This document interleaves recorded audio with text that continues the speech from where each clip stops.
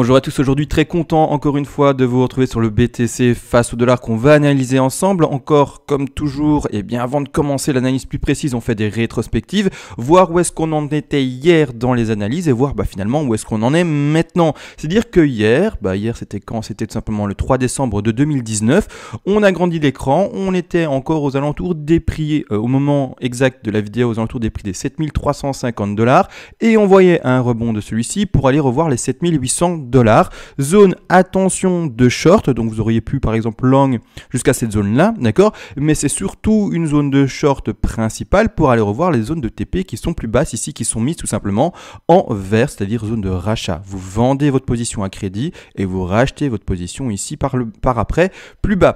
On a été faire quoi et qu'est-ce qu'on a fait? Finalement durant cette nuit, donc même pas durant cette nuit, mais en tout cas début de matinée, début d'après-midi, ici clairement, on a enfin été chercher la zone finalement de short, la zone de revente de sa position, d'accord. Donc ici on a fait un petit rebond qui a bel et bien été cherché très précisément dans ce cas-ci les 7895 $, d'accord. Zone de short atteinte et maintenant on attend les zones de TP plus basses. On va maintenant qu'on a les bougies de dessinée mettre des TP qui sont également plus précis, d'accord, c'est-à-dire qu'on va vraiment voir des zones de TP à plus court terme pour ceux qui font du swing trading, par exemple en horaire, en journalier, et également tout simplement des objectifs à légèrement plus long terme pour ceux qui font du swing trading, par exemple en weekly, d'accord, dans une semaine, 2 semaines, on verra combien de temps bien entendu tout ceci va mettre pour se développer. Avant de commencer tout ça et de placer maintenant les take profit, étant donné que le short, normalement il est ouvert pour ceux qui voulaient le tester, d'accord,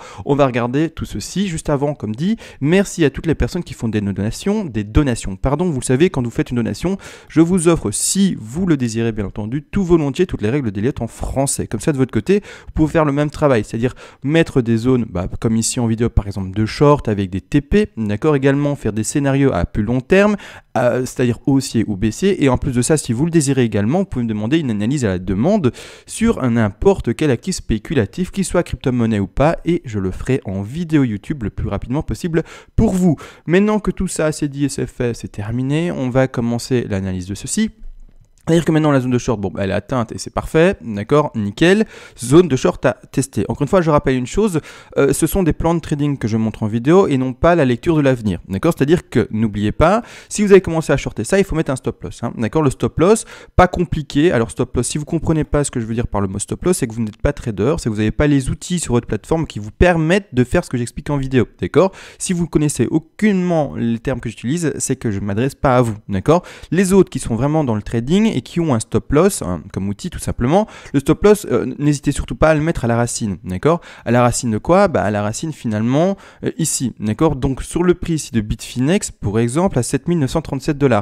La racine, donc je vais bien l'indiquer, c'est le sommet de cette 4-ci, je vais changer sa time frame ou en tout cas plutôt son degré pour qu'on puisse le lire correctement, je vais mettre en sub comme ça c'est plus grand. Il ne faut pas oublier que la racine de ceci, je vais mettre l'aimant, elle est là, d'accord, et le début des vagues baissières en bleu, d'accord, elle est là, d'accord. Donc ici cette bougie verte, donc cette mèche là ne peut pas transpercer ce sommet ici à gauche, d'accord. Donc ici grossièrement votre stop loss il doit être placé, d'accord, très précisément à 7931 $, si vous êtes sur Bitfinex pour donner un exemple, d'accord. Ici c'est le cours, je donne des exemples sur ce cours-ci, d'accord, peu importe, vous faites ça où vous voulez sur n'importe, que ce soit BitMEX, que ce soit n'importe quoi, vous faites où vous voulez, d'accord, peu importe. Ici stop loss placé, d'accord, c'est important. Pourquoi? Parce que comme dit, on n'a pas de boule de cristal. Si jamais le cours il veut faire ça et qu'il veut monter, il le peut, d'accord. Ici on n'a qu'un plan de trading et non pas la lecture d'avenir, et de ce fait votre cours il sera,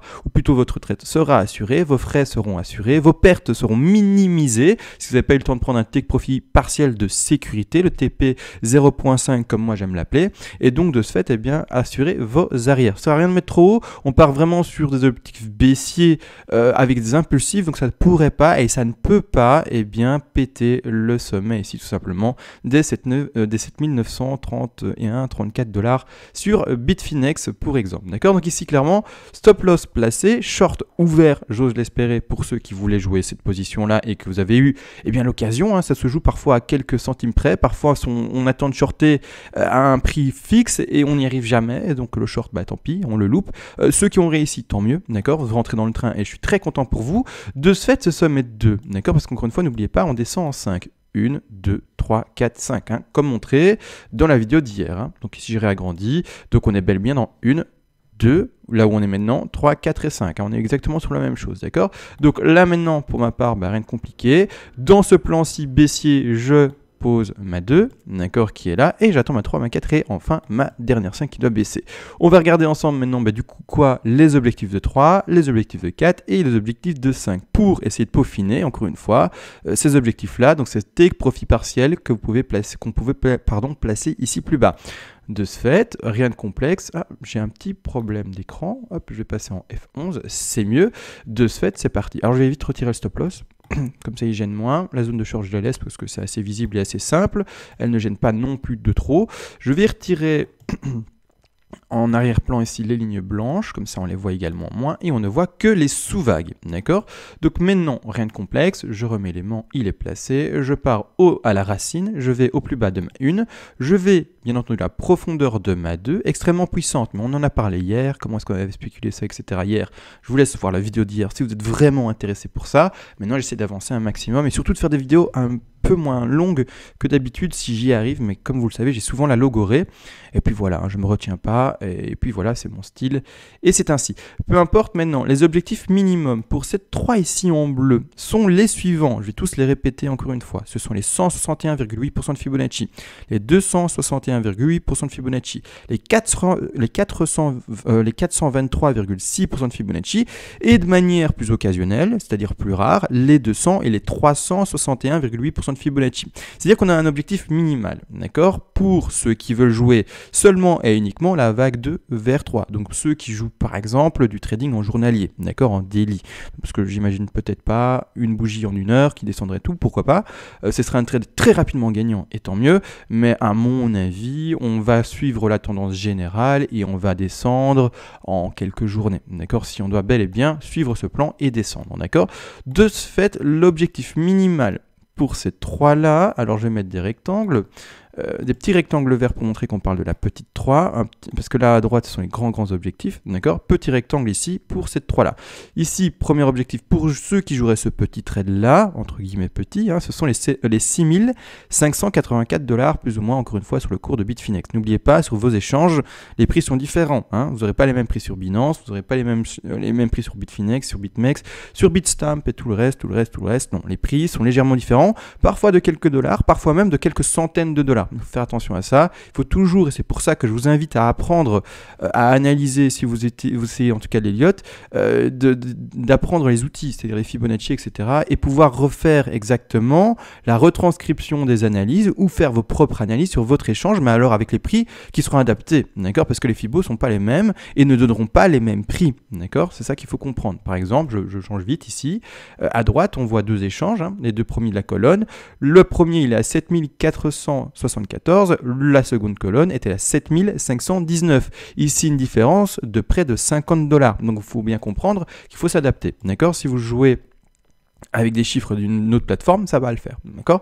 Les objectifs plus bas, d'accord, tout simplement pour cette 3-là, sait-on jamais que ce soit extrêmement puissant, il n'y a aucune raison que ça ne le soit pas, personne encore une fois n'a cette boule de cristal, on tient la stratégie, et la stratégie est de mettre un TP qui sera plus bas à 261,8. Alors on a dit qu'il y avait 200 également, mais c'est plus rare, c'est pour ça que je ne les indique pas. De votre côté, si vous voulez mettre un tout petit TP là, vous pouvez, bien entendu, mais voilà, il est plus rare, c'est pour ça que je n'indique pas en vidéo, d'accord? Le deuxième objectif qui lui est plus fréquent sont les 261,8% de Fibonacci qui eux se situe à 5782 $, d'accord? Et le dernier objectif, vous l'avez entendu et vous le savez, c'est 423,6. C'est un objectif très bas, hein, vraiment très bas. Maintenant, encore une fois, c'est pas le problème, on n'a pas cette fameuse boule de cristal, donc on met la stratégie en place, d'accord? Ça, c'est un TP qui va carrément à 4474 $. Hier, j'avais pris le temps d'expliquer comment ça pouvait également se passer, c'est-à-dire que au niveau des TP, si par exemple vous dites 4400, je vais le répéter parce que je trouve ça intéressant, si par exemple vous dites 4474 $, non, n'importe quoi, on n'ira jamais si bas, hein, pourquoi pas, vous avez votre conviction, etc. Ou peu importe, d'accord? pas de problème. La seule chose, c'est que du coup, vous allez adapter votre trade et vous dire, moi je donne beaucoup d'importance par exemple au TP1, qui se situe à 6500, je lui donne vraiment beaucoup d'importance, donc je vais vendre par exemple, je vais donner un chiffre au hasard, mais 40% de vente de mon bag, d'accord. Je garde 60% pour le reste, d'accord. Imaginons que vous donnez également un objectif très important au chiffre des 261,8% de Fibonacci, c'est-à-dire ici à 5800 et quelques dollars. Vous revendez parce que vous êtes vraiment avec une grosse conviction, vous dites ça n'ira pas plus bas, je n'ai pas envie forcément d'y croire, mais vous revendez encore une fois 40%. Vous aurez vendu, vous avez compris, 80%. Et dans ce cas-là, après, jamais fermer, clôturer un trade qui est gagnant. Parce qu'on ne sait pas quand ça va arrêter la chute. Comme on ne sait jamais quand la hausse va se terminer. De ce fait, vous allez laisser, vous avez compris, plus que, entre guillemets, 20% courir. Si on allait chercher plus bas, d'accord? C'est important. Au contraire, si vous pensez que la baisse, elle est extrêmement puissante et que votre objectif principal, c'est là-bas en bas, alors vous allez adapter vos TP supérieurs. Vous allez dire, du coup, celui-là, le premier, j'y crois pas trop. Le deuxième, j'y crois pas trop. Mais vraiment, le troisième, oufissime, moi, c'est mon objectif. De ce fait, vous allez adapter ça. Vous allez vendre seulement 20% dans le TP1. Je donne vraiment des chiffres explicatif, vraiment pour illustrer les choses, c'est 20, vous faites ce que vous voulez encore une fois, mais vraiment pour que ce soit facile d'accès et compréhensible. Vous vendez 20% là, parce que vous ne croyez pas trop, vous dites oui, mais ça va baisser beaucoup plus, d'accord, pourquoi pas. Après, vous vendez de nouveau que par exemple 20%, ça peut être 15, 20%, peu importe, et vous aurez gardé, vous aurez compris, 60% pour clôturer plus bas, d'accord. Tout dépend de votre conviction, de votre analyse et de vos attentes, d'accord. Encore une fois, adaptez vos TP par rapport à vous, d'accord, c'est important. Donc ici, on a vu les 3 TP à placer principaux, il y a des TP intermédiaires à 200 et 361,8, mais que je n'indique pas en vidéo parce qu'ils sont plus rares, d'accord, tout simplement, à vous d'adapter ça également de votre côté. Mais maintenant, nous, ce qu'on va faire encore une fois, c'est partir sur une spéculation faible, on ne va pas d'office voir les to the moon, de toute manière, on peut, to the moon, dans ce sens-ci, ce serait to the moon vers le bas, c'est-à-dire franchement un trade qui, je voulais dire plutôt, fonctionne bien et est très rentable. On va pas forcément voir le plus rentable, on va maintenant voir le trade avec la baisse minimale attendue, d'accord, donc la baisse la plus faible attendue pour voir quel chiffre on devrait normalement voir si le cours se passe bien et si en tout cas on applique bien ici les règles d'Elliott, d'accord. Donc de ce fait, on va arrêter expressément la 3 ici à 161,8, alors qu'elle peut aller plus bas. Elle peut aller plus bas, mais ça on travaillera dans les jours à venir, d'accord. Mais là maintenant, à l'heure à laquelle je vous parle, sans aucune bougie de fait, sans aucun sous-décompte de fait, donc c'est-à-dire que quoi, il y a un sous-décompte également à faire là, qui va se traduire comme suit, 1, 2, 3, 4 et 5, c'est pas super propre, mais comme suit, d'accord, 1, 2, 3, 4, 5, il y a également un sous-décompte à faire là. Tant que ce sous-décompte n'est pas fait, tant que je n'ai rien, on part vraiment maintenant sur une spéculation, comme dit, de la baisse la plus faible possible. De ce fait, on arrête à 161,8% de Fibonacci, donc on place la 3 dans ce premier objectif au 6581 $. On a fait, rappelez-vous, j'avais donné le petit tips également hier, une 2 extrêmement puissante, et donc, comme montré dans la vidéo, c'est intéressant à voir quand même, 2 puissante, donc on va faire une 4 faible, d'accord, 4 faible. Donc c'est-à-dire que on va privilégier tout simplement les retracements de 4 qui vont chercher entre guillemets que les 23,6 et les 38,2. On va pas aller chercher les 50. On peut aller à 50, mais ça c'est plus rare, surtout dans ce cas de figure-ci. Dans ce cas de figure, oui c'est ça, c'est français. Dans ce cas de figure-ci, pardon. Excusez-moi, j'ai un peu de mal à parler aujourd'hui, mais ce n'est pas grave. Donc ici, boum, on va bien chercher les 161,8, ça j'ai vérifié. Je vais vite mettre maintenant mon Fibo de retracement comme suit, voilà. Donc comme dit, 23,6 c'est la ligne rouge, excusez-moi pour les débutants, j'ai mis 2 Fibo ici, c'est parce que j'ai l'habitude, donc je vais mettre expressément celui de côté, mais donc on a plusieurs Fibo, les 23,6 ici et les 38,2, d'accord. Dans ce contexte-ci, en plus, ça m'étonnerait qu'on fasse une ending parce que je ne l'ai pas montré, mais pour ma part en hors cam, c'est-à-dire en hors enregistrement, j'ai sous-décompté 5 vagues ici, d'accord. C'est-à-dire que normalement on ne pourrait pas non plus dépasser le sommet de la une qui se situe précisément à, sur le cours de Bitfinex encore, 7123 $. Si on dépasse ces 7123 $, c'est un plan invalidé, il faudra recommencer le décompte et voir où est-ce qu'on en est, d'accord. C'est important à comprendre également, d'accord. C'est toujours également une question d'invalidation de plan. Si vous avez un plan baissier et que d'un coup, eh bien, le plan n'est plus suivi parce qu'il y a telle ou telle chose qui se produit, donc ici par exemple dans ce cas-ci, imaginez que le cours il baisse, il baisse, super. mais qu'en fait, après, il rebondit et qu'il recasse ce sommet-là, plan invalidant, d'accord, et c'est-à-dire qu'on clôture son trade. Donc, avant d'arriver à son stop loss, d'accord. Donc, encore une fois, ça sera un trade gagnant, etc. Et on aura limité la casse, d'accord. Donc, ça, c'est important à comprendre également. Les plans invalidants, c'est vraiment très, très important à mettre en place, d'accord. Donc, ici, hausse principale attendue, si on va bel et bien chercher une 3 faible de la 4, en bleu, ce sont les 6891 $. Donc encore une fois, rappelez-vous, ça sera également des petites zones de short. Hein. Ici, donc je vais le mettre en rouge, petite zone de short. D'accord, je le mets en rouge dans ce cas-là. Donc petite zone de rachat potentiel, petit trade en swing, même en horaire, en scalping presque, d'accord. Et puis après, on reprend ses TP. Donc on achète là. On revend, on revend, on revend, on revend sur les petits objectifs que je vais indiquer. D'accord, ça c'est vraiment du scalping pratiquement. D'accord, ça dépend encore une fois à quelle vitesse il va se développer, mais c'est vraiment assez précis. D'accord, ici vraiment de toute façon là c'est mis beaucoup trop à l'avance. Ce genre de trade se fait quand il y a les bougies, pas quand maintenant plusieurs jours à l'avance, ça sert complètement à rien. D'accord, mais n'empêche, comme on est dans la spéculation et la projection plus long terme, il faut le faire. Là on a fait une 2, comme dit, qui est très puissante, donc on va spéculer une 4 qui est faible. Je vais rester sur une 23,6. Je m'attends, n'empêche, normalement, si on est bel et bien dans ce plan-là, à des bougies rouges qui sont assez intéressantes, c'est-à-dire qu'on a une certaine intensité, n'empêche. D'accord, donc je vais retirer maintenant le retracement. On a bel et bien placé la 4, donc la première zone de short ici, la petite zone de short là. On retire ce Fibo-là et on replace l'autre Fibo que j'ai décalé expressément et on va le replacer comme suit. D'accord, voilà, parfait. Je reprends ça, je vais au bas, ou plutôt au sommet de ma 4, hein, ou plutôt à la profondeur de la 4, peu importe. Les objectifs, eh bien maintenant de cette sous 5-6, et alors je vais mettre de côté ceux-là, hop, et celui-là également de côté, ce sont les grands objectifs, hop, comme suit, d'accord. Eh bien, les objectifs de cette grande 5-6 seront les suivants, dans ce cas de figure-ci, encore une fois, eh bien sont les 100, 161,8 et les 261,8% de Fibonacci. Petit rectangle, maintenant en vert, encore une fois, hein, zone de short ou encore extrêmement, enfin peu importe, short ouvert là-bas en haut ou short ouvert là-bas, peu importe, les objectifs vont être les suivants. C'est-à-dire, comme dit, 100, alors les 100 ils sont là. Ensuite, on aura, comme dit, les 161,8 là.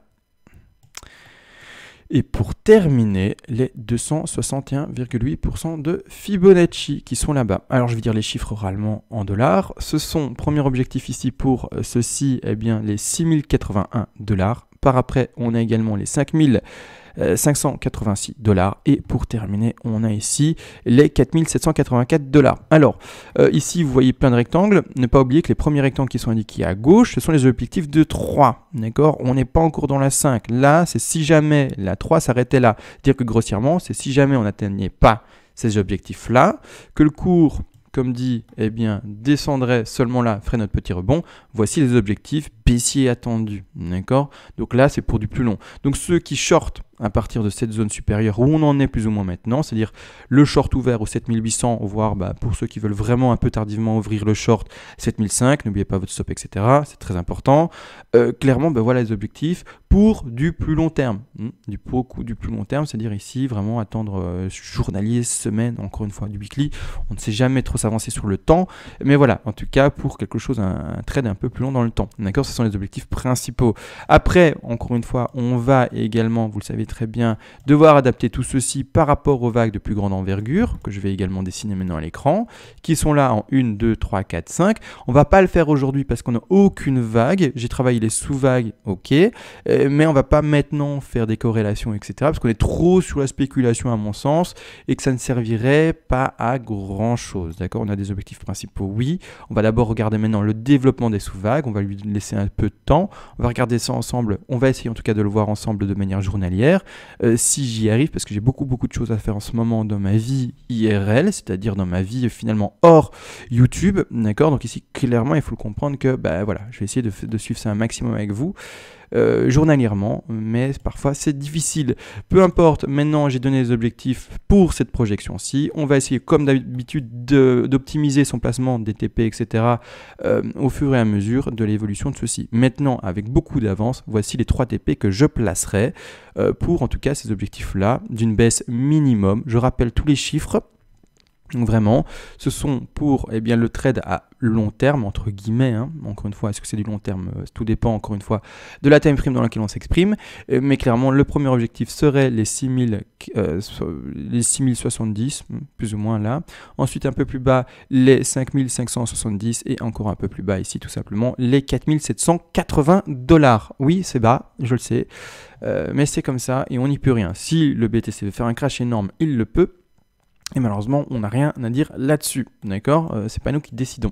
Donc je vais retirer pas mal de choses qui finalement sont un peu brouillons à l'écran et qui peuvent perdre pas mal de monde. On en reparlera d'ici quelques jours expressément. Là maintenant, n'oubliez pas en plus, sur le grand plan, je vais faire exprès de le montrer également, si on est bel et bien dans cette 1, 2, 3, 4, 5 est occupé de se faire ici, d'accord? Donc je vais le mettre en plus épais. Il faut bien comprendre que ceci, dans une Z, n'est que le début de la baisse. Alors ça veut dire quoi? Ça veut dire que cette Z, si on est bel et bien dans une impulsive baissière et que c'est bien là-dedans qu'on est parti, malheureusement, on va partir en zigzag, c'est-à-dire en ABC. Et en ABC, c'est-à-dire que là, je vais vous montrer une sous-vague, d'accord, mais qui comprend cette vague-là, A, B et puis C, d'accord. Donc oui, en fait, on va peut-être faire un plus bas, je ne sais pas quand, d'ici quelques jours, peu importe. On va peut-être faire un plus bas, mais ce plus bas n'est malheureusement pas le plus bas normalement. D'accord? C'est-à-dire qu'on va attendre un rebond et encore une baisse après. Hein? Donc ici, clairement, on voit que des sous-vagues. La première sous-vague, puis après un rebond de B, et puis encore une fois C. D'accord? Les C peuvent faire des tronqués, mais sont plus rares. Encore une fois, de toute façon, ça, on n'y est pas. Là, c'est peut-être dans un mois, 2 mois, on n'y est pas du tout. Laissons le BTC, de toute façon, se développer pour le moment. Trader, c'est dit. Maintenant, investisseurs. Comme d'habitude, maintenant, en fin de vidéo, je parle tout le temps aux investisseurs. Je répète tout le temps la même chose pratiquement. C'est important parce que je sais que dans mes vidéos, malheureusement, il y a beaucoup d'investisseurs qui me regardent mais qui ne comprennent pas quand je parle de trading ou d'investissement. Ceux qui font du trading, maintenant ça ne vous regarde plus. Les investisseurs qui ont l'habitude de voir mes fins de vidéo, ça ne vous regarde plus. Ceux qui ne savent pas de quoi je vais parler, ça vous regarde. D'accord? Donc ceux qui ont fini la vidéo, vous pouvez arrêter la vidéo et on se voit à demain. Pour les nouveaux sur la chaîne ou ceux qui ne savent pas de quoi je vais parler pour les investisseurs, c'est très simple. En fait, il faut comprendre une chose, c'est qu'un investisseur, premièrement, il y a plusieurs profils.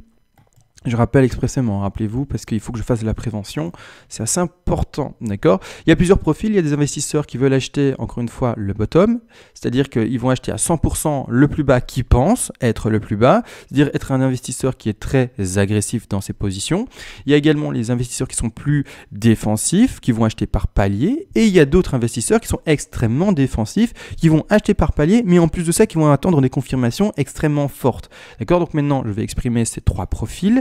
Et c'est important de les connaître et c'est important surtout de vous pouvoir vous situer par rapport à ces profils, savoir qui vous êtes, d'accord? Si vous n'arrivez pas à déterminer quel genre d'investisseur vous êtes, c'est un travail à faire sur vous-même, d'accord? Parce que sinon vous allez prendre des stratégies qui sont pas faites pour votre profil et vous allez après bader, c'est-à-dire vous allez râler, vous allez, si vous loupez votre coup, vous en prendre à vous-même et vous dire je suis nul, j'ai acheté au mauvais moment, j'aurais dû faire ça ou ça ou ça. Alors que si vous avez un plan par rapport à votre profil, ça ira mieux et vous n'allez pas vous dire j'ai pas fait ce qu'il fallait. Non, vous avez déjà tout pré-réfléchi à l'avance et donc c'est ça qui est bon, d'accord?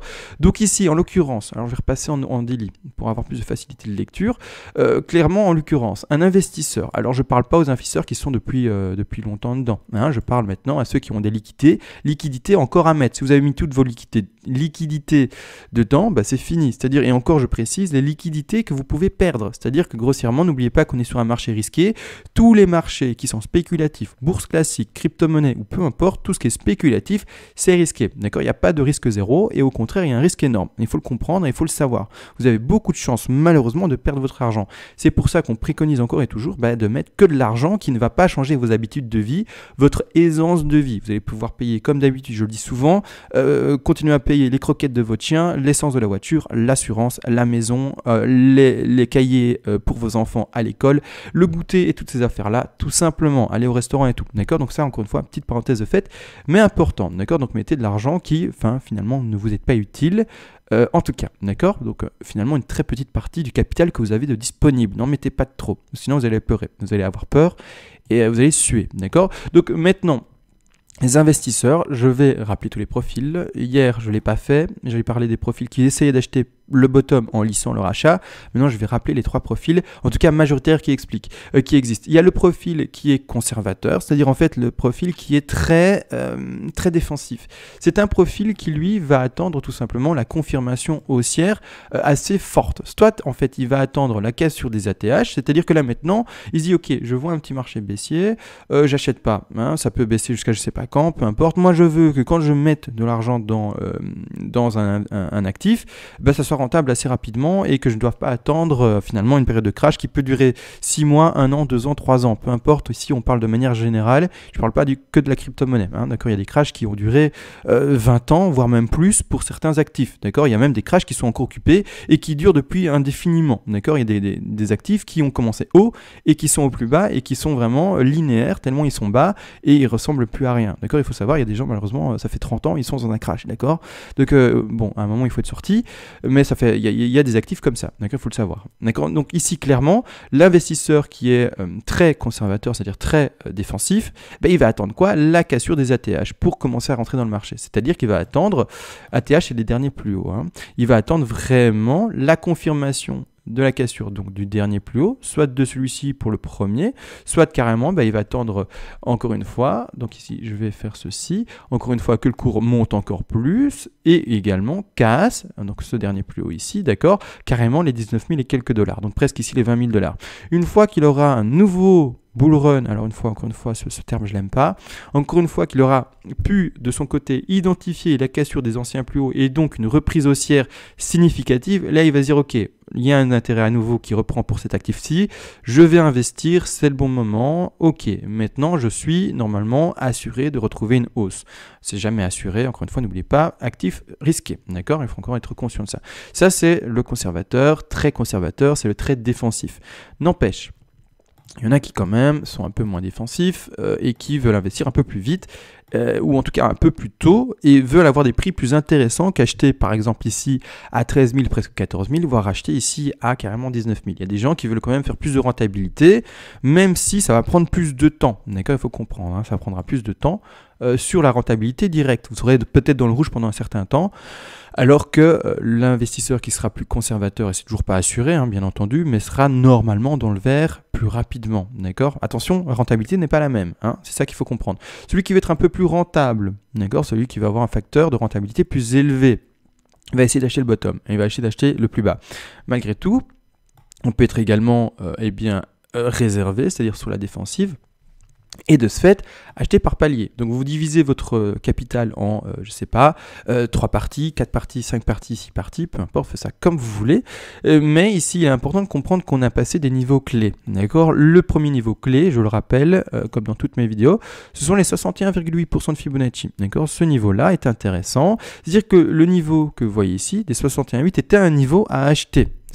On est en dessous. Peu importe. C'était pour un investisseur qui a le profil, comme dit, défensif, et qui essaye d'acheter le bottom par palier, d'accord, eh bien c'est un niveau à acheter. Donc ici, par exemple, si vous avez acheté, si vous avez par exemple divisé votre capital en 4, en 25%, 25%, 25%, 25%, vous auriez dû, si vous teniez cette stratégie-là, acheter 25%, eh bien tout simplement à 7240 $.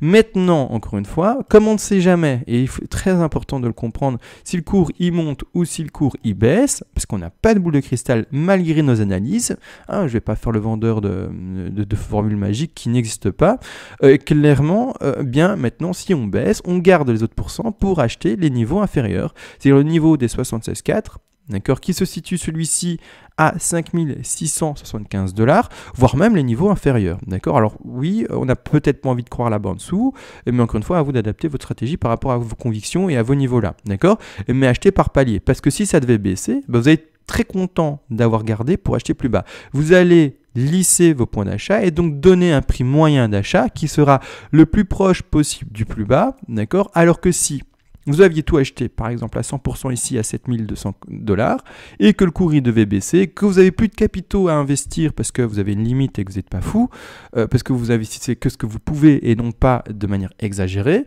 et bien dans ce fait-là, si vous aviez acheté à 100% ici dans la première zone, vous allez voir le cours descendre et vous dire mince, je peux plus acheter plus bas et ça m'aurait permis finalement de lisser mon point d'achat et d'acheter à des prix plus intéressants. Donc encore une fois, c'est important de savoir qui vous êtes. Donc ça ici, c'est l'investisseur qui est plutôt, comme dit, sur la défense et qui achète par palier pour essayer d'approcher le bottom, sans vouloir le bottom. Encore une fois, je rappelle, acheter un bottom, il n'y a que de très rares personnes qui arrivent, et non pas parce qu'ils ont des compétences en plus de ça, juste parce qu'elles ont acheté au bon moment, un peu au bonheur la chance. C'est bête de le dire, mais c'est comme ça. Hein. Il ne faut pas croire que la personne qui achète le bottom, c'est parce qu'elle est extraordinairement forte en analyse ou quoi que ce soit. Non, hein. Personne n'a de certitude en trading. Je préfère encore une fois le préciser, c'est très très important. Je sais que ce discours-là n'est pas vendeur, ne fait pas rêver les gens, mais je préfère avoir ce discours qui est réaliste plutôt qu'un discours complètement erroné et qui fait croire des choses complètement débiles, d'accord? Donc c'est-à-dire qu'également, si jamais le cours ne devait pas descendre plus bas, et qu'il ne devait pas descendre comme ça, mais qu'au contraire le cours, maintenant il devait monter, vous allez acheter par palier en montant, d'accord? Donc le bottom, ça aurait été ça, à 7200, donc vous aurez acheté le bottom avec 25% de votre bague, et vous allez lisser vos points, d'accord? Donc vous allez approcher le bas, sans avoir acheté complètement le bas, mais à chaque fois c'est une moyenne, d'accord? Vous aurez fait une moyenne d'achat entre, par exemple, les 7000 et les 9000, 10 000, d'accord? C'est un exemple, d'accord? Mais peu importe, ça c'est important, ça c'est le profil d'investisseur défensif qui essaye d'acheter, en tout cas, au plus proche du bottom. Maintenant, on a le profil très agressif, c'est-à-dire le profil offensif, c'est celui que je ne préconise pas, c'est celui qui est le plus risqué, mais c'est-à-dire c'est celui qui est le plus risqué, mais c'est également celui qui est peut-être le plus rentable. Encore une fois, c'est une question de je prends beaucoup de risques, donc c'est-à-dire que je peux avoir beaucoup de rentabilité, plus que les autres profils, mais du coup je peux également avoir d'énormes pertes. C'est ça qu'il faut comprendre, d'accord? Maintenant, si vous ne connaissez pas, eh bien vous prenez beaucoup de risques et si vous prenez ces décisions-ci. C'est-à-dire que vous, de votre côté, si vous êtes très offensif dans votre stratégie, vous allez acheter en 100%. Vous allez dire, je vais acheter le bottom et quand pour moi c'est le bottom, je vais mettre tout d'un coup, d'accord? Donc vous avez 100% à investir, vous allez investir les 100% d'un coup, vous allez faire un seul achat, d'accord? C'est-à-dire que, par exemple, vous allez faire votre analyse. Votre analyse, par exemple, donnait comme bottom les 6526 $, sait-on jamais. Vous avez votre analyse qui dit ça, d'accord, pourquoi pas, c'est tout à fait respectueux, hein, chacun fait son analyse et son interprétation du cours. Vous achetez à 100% à 6500, donc ici, peu importe, vous avez acheté à 100%. Si jamais le cours il fait ça et que vous avez eu raison, vous êtes extraordinairement rentable.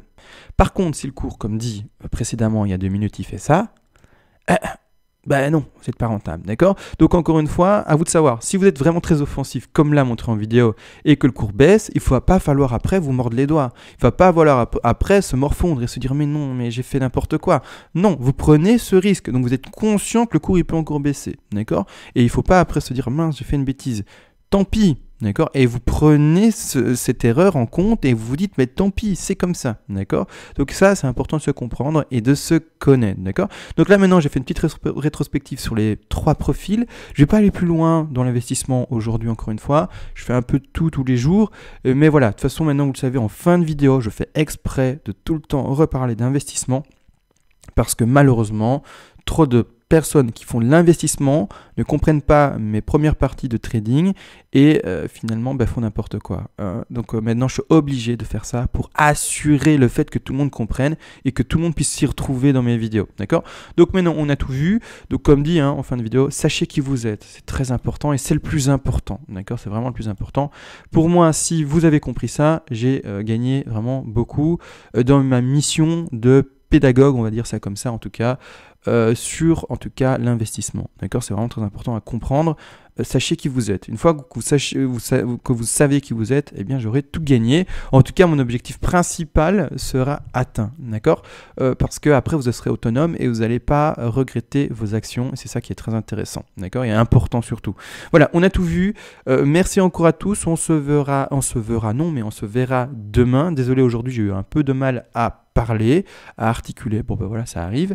Je vais aller boire un verre d'eau à mon avis après pour bien tout simplement soulager, si vous voulez, tout ça, pour avoir un peu la gorge moins sèche. Mais peu importe, on a fini de discuter. Je vous dis à tous une très bonne soirée parce que j'enregistre assez tard et on se voit à demain comme dit. Ciao.